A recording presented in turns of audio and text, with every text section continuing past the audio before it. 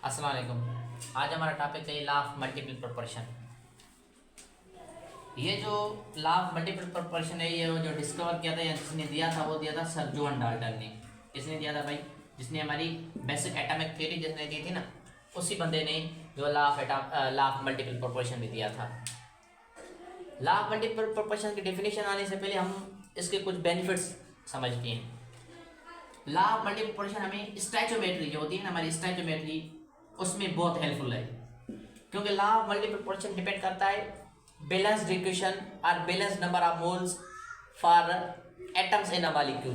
देखिए, अगर CO2 molecule है, इसमें कितने एटम्स होंगे, कितने किसी एक एटम के मोल्स होंगे, ये इस पे डिपेंड करता है। हमें पता है स्टैचोमेट्री भी बैलेंस इक्वेशन पे डिपेंड करती है। इस वजह से लॉ ऑफ मल्टीपल प्रोपोर्शन का एक फायदा है। दूसरा, हमें कंपाउंड जो बनता है, कंपाउंड फॉर्मेशन जो है, हमें इजीली ये प्रेडिक्ट हमें करके बताता है।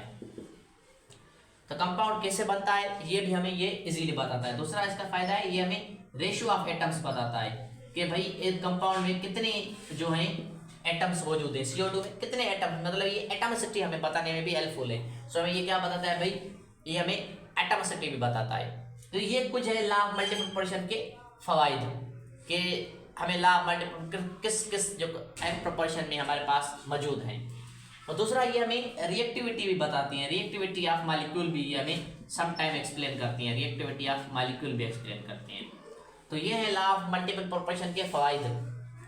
अब आती है इसकी डेफिनेशन के ऊपर। तो डेफिनेशन क्या है? जो डेफिनेशन है ना भाई इसकी, वो है when mass of one atom is fix but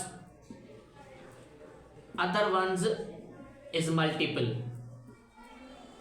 ये हमारी definition of law of multiple proportion है। इस डेफिनेशन को अब कैसे हम समझें? देखें, एक होता है हमारा CO, उसे बनता है CO2। देखें यहाँ पर कार्बन, एक होता है हमारा CO, एक होता है CO2। यहाँ तक आ रहा है? अच्छा, CO2 कार्बन कितने होते हैं दोनों में? कार्बन कितने हैं? 12, लेकिन इसमें ऑक्सीजन है 16 और इसमें है 32। तो ऑक्सीजन क्या हो गया? डबल हो गया। कार्बन का यहाँ पर है फिक्स, कार्बन का 12 क्या है? फिक्स, लेकिन ऑक्सीजन का क्या हुआ? डबल हुआ। इस लॉ को क्या कहेंगे? Law of multiple proportion. दूसरा एग्जांपल लेते हैं भाई, एक होता है PbI2, दूसरा होता है PbI4। देखें, अब लीड की यहाँ पर कंसंट्रेशन एक यहाँ पर, एक यहाँ पर, लेकिन आयोडीन की यहाँ पर 2 है, यहाँ पर 4, तो क्या हो गई? डबल हो गई ना। तो जिसमें एक की कंसंट्रेशन देखिए, यहाँ पे लीड हो, यहाँ पे कार्बन, एक एटम की फिक्स हो, लेकिन दूसरे की क्या हो? मल्टीपल हो जाए, डबल हो जाए, क्वार्टर हो जाए, क्वार्टरपुल हो जाए, मीन 4 गुना बढ़ जाए। लेट कंसीडर अगर एक ही है AB, तो और उसके बाद हो जाए AB4। यहाँ पर A की कंसंट्रेशन क्या है? कांस्टेंट है, लेकिन B की 4 गुना बढ़ गई। तो मल्टीपल जब हो उसे कहते हैं लॉ ऑफ मल्टीपल प्रोपोर्शन। अब इसके मेरिट्स तो हमने डिस्कस कर दिए। अब इसके कुछ डीमेरिट्स भी होते हैं, कुछ नुकसानात भी होते हैं। वो नुकसान होते हैं कॉम्प्लेक्स फॉर्मेशन, ये हमें नहीं बताता। सो कॉम्प्लेक्स फॉर्मेशन में जो कंपाउंड कैसे बनती हैं ये हमें एक्सप्लेन नहीं कर सकता ये लॉ। थैंक्स वेरी मच, मिलेंगे किसी नेक्स्ट वीडियो में। अल्लाह हाफिज़।